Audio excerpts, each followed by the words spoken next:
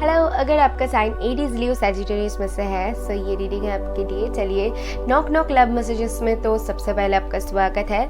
चलिए देख लेते हैं लव लाइफ रिलेटेड आपके लिए क्या मैसेजेस आती है। ठीक है,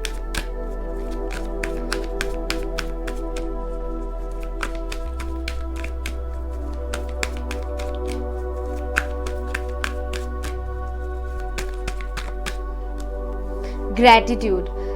ओके, तो आपके लिए मुझे दिख रहा है कि कहीं ना कहीं आप शायद जो चाह रहे हो यूनिवर्स से या फिर जो मांग रहे हो उसके लिए आप ग्रैटिट्यूड यूनिवर्स को शो कर रहे हो। बट यहाँ पर क्या दिख रहा है, आप बहुत प्रेजेंट मोमेंट में जीने की कोशिश कर रहे हो, कुछ मैनिफेस्ट करने की कोशिश कर रहे हो और यूनिवर्स को उसके लिए ग्रैटिट्यूड अदा कर रहे हो। आपने कुछ अचीव किया है, ठीक है, लव लाइफ में आपने कुछ अचीव किया है तो डेफिनेटली वहाँ पर भी यूनिवर्स को आप थैंक करना चाहते हो।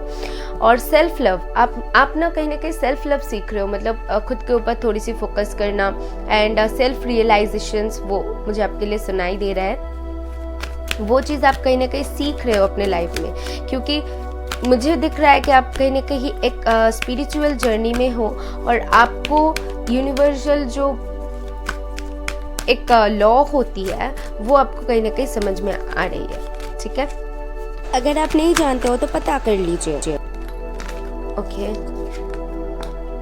एम्पैथी। ओके, तो आप ना, मैंने जैसे कहा कि आप सारे कुछ समझ रहे हो, मतलब आपके साथ क्यों हो रहा है ऐसा, क्यों आपके साथ हो रहा है सारे कुछ ऐसा क्यों होता है। आप शायद बहुत ज़्यादा यूनिवर्स से कनेक्टेड हो, आप इस सारी चीज़ों का समझते हो, लॉ ऑफ अट्रैक्शन को समझते हो। मुझे आपके लिए वही चीज़ दिख रहा है, you feel and understand the emotions of another. आप समझ पाते हो एक सामने वाला इंसान की जो भावना है वो, उसको आप समझ पाते हो, उनके इमोशंस को समझ पाते हो एंड दैट्स वाई आपके मुझे आपके लिए वो दिख रहा है कि दैट्स वाई आपके लव लाइफ में कहीं ना कहीं आपने बहुत कुछ अचीव किया है, बहुत कुछ आपने इम्प्रूव किया है और आगे भी कर सकते हो।